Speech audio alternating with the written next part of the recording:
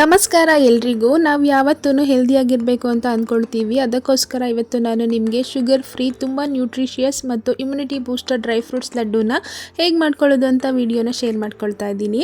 ಈ ಲಡ್ಡೂನ ಮಾಡ್ಕೊಳ್ಳೋದಕ್ಕೆ ಮೊದಲಿಗೆ ನಾನು ಒಲೆ ಮೇಲೆ ಒಂದು ಬಾಣಲಿನ ಇಟ್ಕೊಂಡು ಬಿಸಿಯಾಗಿದ್ದಾದಮೇಲೆ 1 ಸ್ಪೂನಷ್ಟು ತುಪ್ಪನ ಸೇರಿಸ್ಕೊಳ್ತಾ ಇದ್ದೀನಿ. ತುಪ್ಪ ಬಿಸಿಯಾಗಿದ್ದಾದಮೇಲೆ ಅರ್ಧ ಕಪ್ಪಷ್ಟು ಬಾದಾಮಿ ಹಾಗೆ ಅರ್ಧ ಕಪ್ಪಷ್ಟು ಗೋಡಂಬಿ ಪೀಸ್ಗಳನ್ನ ಸೇರಿಸ್ಕೊಳ್ತಾ ಇದ್ದೀನಿ.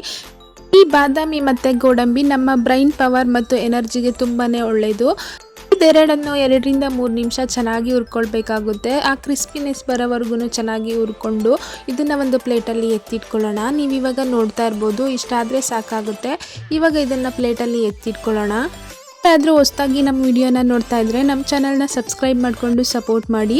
ಮತ್ತು ಅದೇ ಬಾಣಲಿಗೆ ಮತ್ತೆ ಅರ್ಧ ಸ್ಪೂನಷ್ಟು ತುಪ್ಪನ ಸೇರಿಸ್ಕೊಂಡಿದ್ದೀನಿ. ಇದೇ ತುಪ್ಪಕ್ಕೆ ಅರ್ಧ ಕಪ್ಪಷ್ಟು ಪಂಪ್ಕಿನ್ ಸೀಡ್ಸ್ ಹಾಗೆ ಅರ್ಧ ಕಪ್ಪಷ್ಟು ಸನ್ಫ್ಲವರ್ ಸೀಡ್ಸ್ನ ಸೇರಿಸ್ಕೊಂಡಿದ್ದೀನಿ.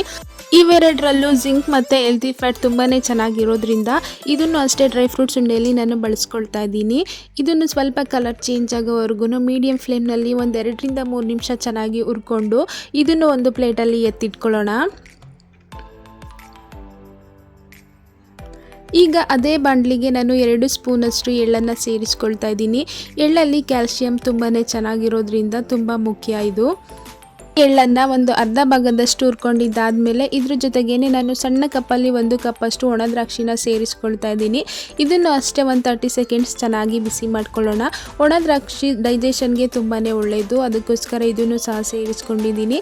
ಇದೆಲ್ಲ ಸ್ವಲ್ಪ ಫ್ರೈ ಮಾಡ್ಕೊಂಡಿದ್ದಾದಮೇಲೆ ಇದರೊಟ್ಟಿಗೆ ಒಂದು ಅರ್ಧ ಸ್ಪೂನಷ್ಟು ಗಸಗಸೆನ ಸೇರಿಸ್ಕೊಂಡಿದ್ದೀನಿ. ಗಸಗಸೆ ಸ್ವಲ್ಪ ಚಿಟಪಟ ಅನ್ನೋವರೆಗೂ ಚೆನ್ನಾಗಿ ಹುರ್ಕೊಳ್ಳೋಣ. ಮನೆಯಲ್ಲಿ ಮಕ್ಕಳಿದ್ರೆ ಈ ಥರ ಮಾಡಿಕೊಡಿ, ಅವರ ಡೆವಲಪ್ಮೆಂಟ್ಗೆ ಇದು ತುಂಬಾ ಒಳ್ಳೆಯದು. ಹಾಗೆಯೇ ಇದ್ರ ಜೊತೆಗೆ 1 ಕಪ್ಪಷ್ಟು ಕೊಬ್ಬರಿ ತುರಿನ ಸೇರಿಸ್ಕೊಳ್ತಾ ಇದ್ದೀನಿ. ಇದು ಒಳ್ಳೆ ರುಚಿ ಮತ್ತು ಫೈಬರ್ನ ಕೊಡುತ್ತೆ.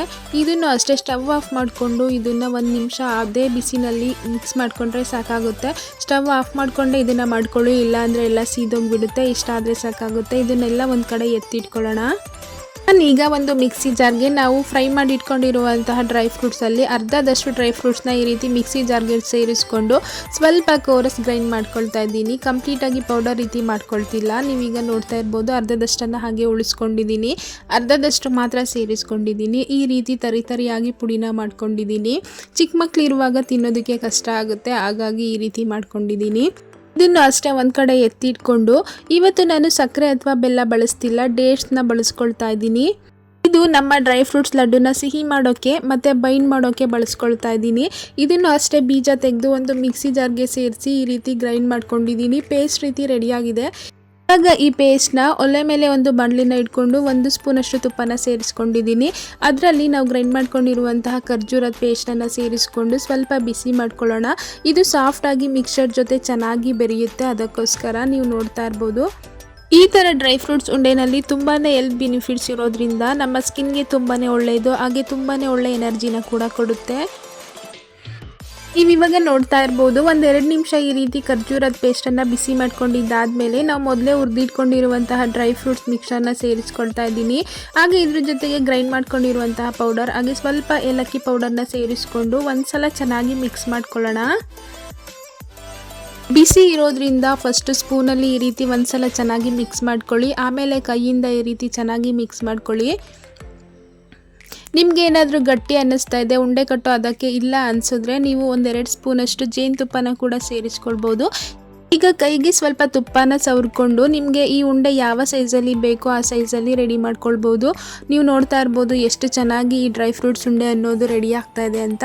ನೀವು ಒಂದ್ಸಲ ಈ ರೀತಿ ಮಾಡಿ. ಮನೇಲಿ ಚಿಕ್ಕ ಮಕ್ಕಳಿದ್ರೆ ಅವ್ರಿಗೆ ಡೈಲಿ ಒಂದೊಂದು ಈ ಉಂಡೆನ ಕೊಡಿ, ತುಂಬಾ ಒಳ್ಳೆಯದು. ಹಾಗೆ ಚಿಕ್ಕ ಮಕ್ಕಳೇ ತಿನ್ನಬೇಕು ಅಂತ ಏನಿಲ್ಲ, ದೊಡ್ಡವರು ಅಷ್ಟೇ ಹೆಲ್ದಿಯಾಗಿರಬೇಕು ಅಂದರೆ ದಿನ ಒಂದೊಂದು ಡ್ರೈ ಫ್ರೂಟ್ಸ್ ಉಂಡೆನ ತಿನ್ನಿ. ಈ ರೆಸಿಪಿನ ನೀವು ಖಂಡಿತವಾಗ್ಲೂ ಟ್ರೈ ಮಾಡಿ. ಹೇಗೆ ಬಂತು ಅಂತ ಕಮೆಂಟ್ ಮಾಡಿ ತಿಳಿಸೋದನ್ನು ಮರಿಬೇಡಿ.